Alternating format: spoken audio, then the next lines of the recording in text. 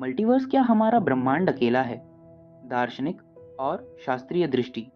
अगर मैं आपसे कहूँ कि इस समय कहीं किसी और ब्रह्मांड में आप यही वीडियो नहीं देख रहे, बल्कि एक बिल्कुल अलग जीवन जी रहे हैं, तो क्या आप इसे कल्पना मानेंगे? या फिर यह संभव है कि हमारा ब्रह्मांड अकेला नहीं है? मल्टीवर्स का विचार आज विज्ञान में चर्चा का विषय है, लेकिन यह विचार हजारों साल पहले दर्शन और शास्त्रों में पहले ही मौजूद था। मल्टीवर्स क्या है? मल्टीवर्स का अर्थ है एक नहीं, अनेक ब्रह्मांड। हर ब्रह्मांड अपने नियमों के साथ, कहीं समय तेज हो सकता है, कहीं धीमा, कहीं जीवन संभव है, कहीं नहीं। सवाल यह नहीं कि मल्टीवर्स संभव है या नहीं, सवाल यह है क्या हम इसे समझने के लिए तैयार हैं।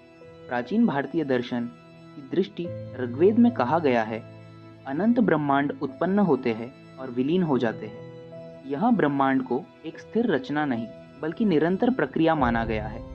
उपनिषद कहते हैं, एकोहम बहुश्याम, मैं एक हूँ पर अनेक रूपों में प्रकट होता हूँ।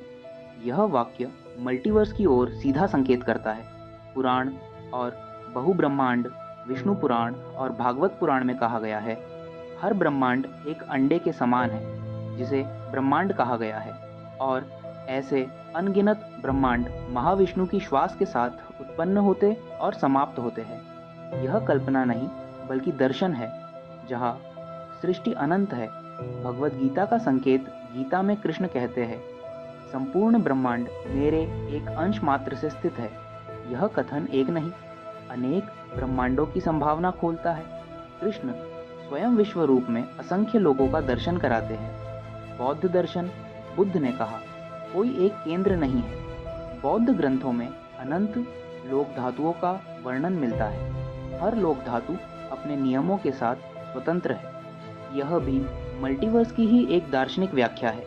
पश्चिमी दर्शन, प्लेटो ने कहा, हम जो देखते हैं वह वास्तविकता की छाया है, असल सत्य कहीं और है। अगर यह संसार एक प्रतिबिंब है, तो मूल वास्तविकता एक से अधिक स्तरों में हो सकती है।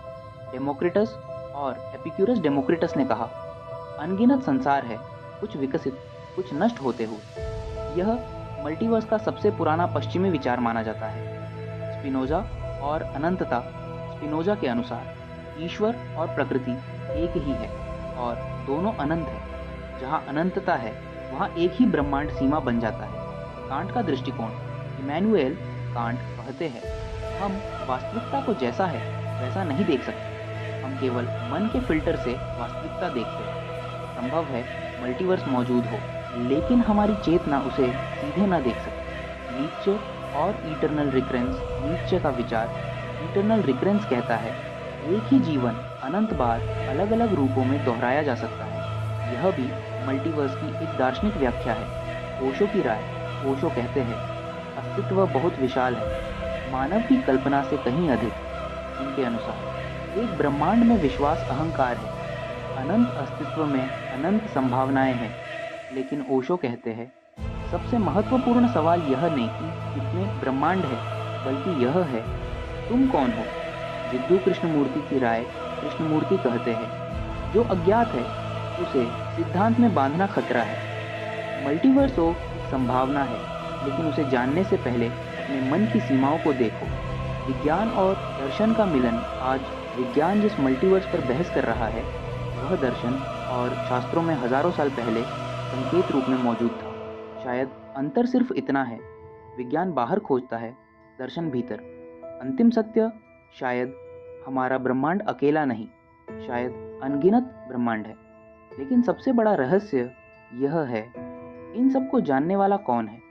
अगर मल्टीवर्स है, तो चेतना भी मल्टीवर्सल हो सकती है, और शायद सभी ब्रह्मांडों के बीच एक ही चीज साझा है, देखने वाला।